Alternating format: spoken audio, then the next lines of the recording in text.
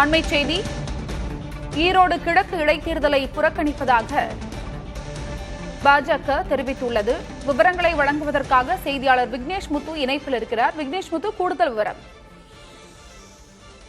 அருணா, ஈரோடு கிழக்கு சட்டமன்ற இடைத்தேர்தல் இந்திய தலைமை தேர்தல் ஆணையத்தால் அறிவிக்கப்பட்ட நிலையில் இந்த இடைத்தேர்தலை பொறுத்தளவு திமுக நேரடியாக களமிறங்கியது. அதிமுக உள்ளிட்ட கட்சிகள் தேர்தலை புறக்கணிப்பதாக ஏற்கனவே அறிவித்திருக்கக்கூடிய நிலையில பாஜக என்ன முடிவெடுக்கும் என்ற ஒரு எதிர்பார்ப்பு எழுந்தது. திமுகவுக்கு எதிராக எதிர்க்கட்சி அந்தஸ்து வரிசையில் பாஜக கூட்டணியுடன் ஆலோசனை மேற்கொண்டு போட்டியிடும் என்று முன்னதாக தகவல் தெரிவிக்கப்பட்ட நிலையில இன்று காலையிலிருந்து கிண்டியில் இருக்கக்கூடிய தனியார் ஹோட்டல்ல பாஜகவுடைய தலைவர் அண்ணாமலை, மத்திய இணையமைச்சர் டாக்டர் எல் முருகன், தமிழக பொறுப்பாளர், அதே நேரத்தில் கூட்டணி கட்சி தலைவர்கள் காணொலி வாயிலாக கலந்து கொண்டனர். இந்த தேர்தலை பொறுத்தளவு புறக்கணிப்பதாக பாஜக மட்டுமல்ல, தேசிய ஜனநாயக கூட்டணியில் அங்கம் வகித்திருக்கக்கூடிய அனைத்து கட்சிகளும் இடைத்தேர்தலை புறக்கணிப்பதற்கு ஒருமனதாக தீர்மானம் என்பது கொண்டுவரப்பட்டு தற்பொழுது அதன் முடிவுகள் வெளியாகி இருக்கிறது. இதனால் இடைத்தேர்தலில் பாஜக போட்டியில்லை. பாஜக கூட்டணியில் அங்கம் வகிக்கும் ஜி.கே. வாசனின் தமிழ் மாநில காங்கிரஸ் உள்ளிட்ட அனைத்து கட்சிகளுமே இந்த இடைத்தேர்தலில் போட்டியிடவில்லை. தமிழகத்தை பொறுத்தளவு தேர்தல் ஏற்கனவே நியாயமாக நடைபெறாது என்று அண்ணாமலை குற்றம் சாட்டி இருந்தார். கடந்த தேர்தலை பொறுத்தளவு பல்வேறு விதமான பண விநியோகம் செய்யப்பட்டது. அதே நேரத்தில் அண்மையில் பாஜக தலைவர்கள் ஒரு கூண்டில் அடைக்கப்பட்டு இது பண்ண அந்த சம்பவம் பெரிய அளவில் பரபரப்பாக பேசப்பட்ட நிலையில மீண்டும் இடைத்தேர்தல் நடந்தால் அது போன்ற ஒரு சம்பவம் தான் நடைபெறும். சட்டம் ஒழுங்குக்கு உட்பட்டு இந்த தேர்தல் நியாயமான முறையில் நடைபெறாது. இந்த ஒரே ஒரு காரணத்தை வைத்துதான் நாங்கள் இந்த தேர்தலை புறக்கணிக்கிறோம். எங்களுடைய இலக்கு என்பது 2026 நடைபெற இருக்கக்கூடிய சட்டமன்ற தேர்தல் தான். அதனால் தற்பொழுது இந்த இடைத்தேர்தலை புறக்கணிப்பதாக பாஜக மற்றும் தேசிய ஜனநாயக கூட்டணி அதிகாரப்பூர்வமாக அறிவித்திருக்கிறது. அருணா. விக்னேஷ் முத்து, அதிமுகவை தொடர்ந்து தற்பொழுது பாஜகவும் ஈரோடு கிழக்கு இடைத்தேர்தலை புறக்கணித்துள்ளது. இதை அரசியல் வட்டாரத்தில் எப்படி பார்ப்பது? தொடர்ந்து இரு கட்சிகளும் புறக்கணித்துள்ளன. ஈரோடு இடைத்தேர்தலில் பாஜக முன்னதாக போட்டியிடுவதற்கு விருப்பம் தெரிவித்து டெல்லி தலைமையிடம் தெரிவித்தது. அதன் அடிப்படையில் தான் நேரடியாக பாஜக களமிறங்குமா, இல்லை என்றால் ஏற்கனவே தேசிய ஜனநாயக கூட்டணியில் அங்கு வேட்பாளராக தமிழ் மாநில காங்கிரஸ் கட்சியினுடைய நிர்வாகி களம் இறங்கியிருந்தால் யார் போட்டியிடுவது என்ற ஒரு பரபரப்பாக பேசப்பட்டிருக்கக்கூடிய நிலையில டெல்லி தலைமையை பொறுத்தளவு தற்பொழுது மாநில தலைவர் தேர்தலை தீவிரமாக நடத்தி வருகிறது. தற்போதைய சூழ்நிலையில் 2026 நடைபெற இருக்கக்கூடிய அந்த சட்டமன்றம் தான் இலக்கு. தமிழகத்தை பொறுத்தளவு இடைத்தேர்தலில் நியாயமான முறையில் நடைபெறாது என்பதை தேசிய தலைவர்களும் கருத்து தெரிவித்திருக்கிறார். அதன் அடிப்படையில் தான் இன்று காலை சரியாக 10 மணியிலிருந்து தமிழக பாஜக மாநில தலைவர் அண்ணாமலை உள்ளிட்டவர்களிடம் அந்த டெல்லியிலிருந்து வந்திருக்கக்கூடிய அந்த தலைவர்களும் நேரடியாக ஆலோசனை நடத்தி 2026 சட்டமன்ற தேர்தலை குறிவைத்து வேலை பாருங்கள், தற்போது இந்த இடைத்தேர்தலில் கவனம் செலுத்த வேண்டாம் என்ற ஒரு காரணத்தின் அடிப்படையில் தான் இந்த தேர்தலை பாஜக புறக்கணித்திருக்கிறது. அதே நேரத்தில் இப்பொழுது நேரடி போட்டி என்பது திமுகவுடைய கூட்டணிக்கும் அதே போன்ற நாம் தமிழர் கட்சி ஏற்கனவே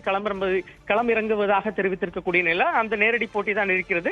பிரதான கட்சிகளாக இருக்கக்கூடிய அதிமுக தேர்தலை புறக்கணித்திருக்கிறது. தேசிய ஜனநாயக கூட்டணியும் இந்த தேர்தலை புறக்கணிப்பதற்காக அறிவித்திருக்கக்கூடிய நிலையில போட்டி என்பது தற்பொழுது திமுகவுடைய வெற்றி என்பது மிகவும் ஒரு எளிமையான முறையில் இருக்கலாம் என்று அரசியல் விமர்சகர்கள் தெரிவிக்கிறார்கள். அருணா.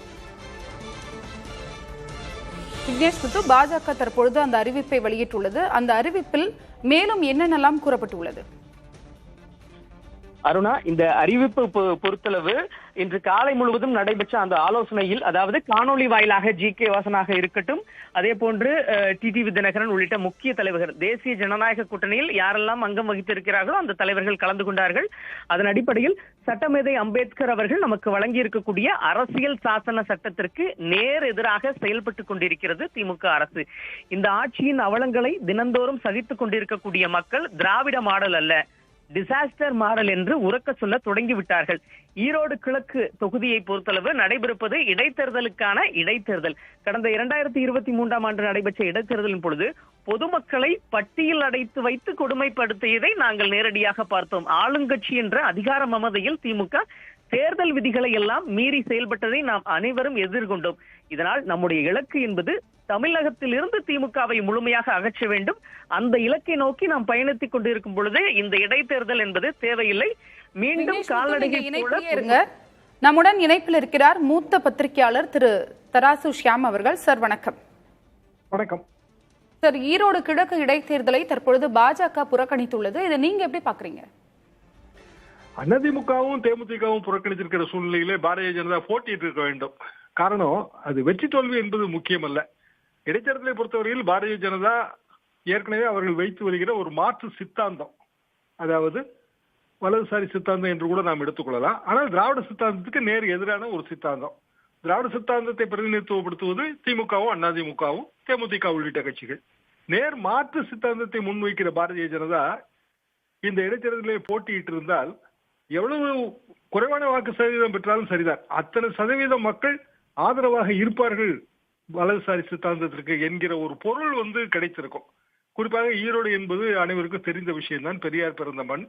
ஈரோடு இடைத்தேர்தலிலே பாரதிய ஜனதா எவ்வளவு குறைவான வாக்கு சதவீதம் பெற்றிருந்தாலும் அது அவர்களுக்கு நிறைவானதாகத்தான் இருந்திருக்க வேண்டும். இடைத்தேர்தலிலே போட்டி இல்லை என்றாகும் போது பாரதிய ஜனதா களத்தை விட்டு ஒதுங்குகிறது என்றுதான் பொருள் கொள்ள முடியும். எவ்வளவுதான் இருட்டான ஒரு ஆட்சியாக இருந்தாலும் அந்த இருட்டிலே ஒரு சிறிய அகல் விளக்கை பாரதிய ஜனதா ஏற்றி வைத்திருக்க வேண்டும் அல்லவா? சார், இப்போ அதிமுக, தேமுதிக, பாஜக இதனை புறக்கணித்து விட்டது. இப்போ நாம் தமிழர் கட்சிக்கு ஒரு பிளஸ்ஸா இது அமையுமா? நாம் தமிழர் கட்சியை பொறுத்தவரையில் அவர்கள் மாநில கட்சியாக இப்போது அங்கீகாரம் பெற்றிருக்கிறார்கள். எனவே குறைந்தபட்சம் 10-15% வாக்கு சதவீதமாக பெற வேண்டும் என்பதை அவர்கள் குறிக்கோளாக கொண்டு செயலாற்றுவார்கள். சிக்கல் என்னவென்றால், சமீப காலமாக திரு சீமான் அவர்கள் கூறி வருகிற பெரியாருக்கு எதிரான கருத்துகள், அந்த கருத்துகளோடு நாம் தமிழர் வேட்பாளர் களத்திலே, அதுவும் குறிப்பாக ஈரோடு களத்தில் நிற்கும் போது அவர்களுக்கு பெரிய அளவுக்கு வாக்கு கிடைக்காது, அதாவது டபுள் டிஜிட் வாக்கு கிடைக்காது என்பதுதான் எனது பார்வை. ஆனால் அவர்களுக்கு நீங்கள் சொல்வது போல ஒரு அட்வான்டேஜ் தான், பொலிட்டிக்கல் அட்வான்டேஜ் இருக்கிறது. காரணம், திமுக ஆளுங்கட்சிக்கு எதிராக தைரியமாக களம் இறங்குகிற ஒரே கட்சி நாங்கள் தான் என்று அவர்கள் கூறுவார்கள். வெற்றியோ தோல்வியோ நாங்கள் களத்திலே நிற்கிறோம் என்று கூறுவார்கள். பாரதிய ஜனதாவோ அதிமுகவோ தேர்தலை புறக்கணிப்பதற்கு சொல்லுகிற எல்லா காரணங்களும் நாம் தமிழருக்கும் பொருந்தும். ஆனாலும் அந்த காரணங்களை பொருட்படுத்தாமல் நாங்கள் களம் காண்கிறோம், எனவே நாங்கள் தான் தமிழ்நாட்டிலே திமுகவை எதிர்க்கக்கூடிய ஒரே கட்சி என்கிற அப்படியான ஒரு அரசியல் அந்தஸ்தை பெறுவதற்கு நாம் தமிழர் கட்சி முயற்சி செய்யும். சார், அப்போ நாம் தமிழர் கட்சி 2ஆம் இடம் வருவதற்கான சூழல் உருவாகாதா? நாம் தமிழர் கட்சி ஈரோடை பொறுத்தவரையில் 2வது இடம் தான். அது 1, 2 என்ற வரிசையா அல்லது 1, 4, 5 என்கிற வரிசையா என்பதுதான் கேள்வி. 2வது இடம் என்றால் குறைந்தபட்சம் 20% வாக்கு பெற வேண்டும். அதாவது 16.6% டெபாசிட் பெறுவதற்கான வாக்கு, அதற்கு மேல் வர வேண்டும். 20% என்று வைத்துக் கொள்ளலாம் சராசரியாக. அவ்வளவு வாக்கு கிடைக்குமா என்பதிலே எனக்கு சந்தேகம் இருக்கிறது.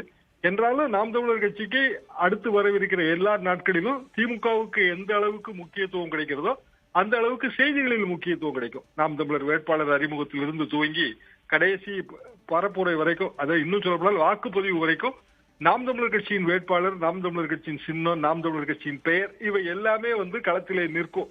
அது அவர்களுக்கான ஒரு பெரிய அனுகூலம். இணைப்பில் உங்களுடைய கருத்துக்களை பதிவு செய்தமைக்கு நன்றி சார்.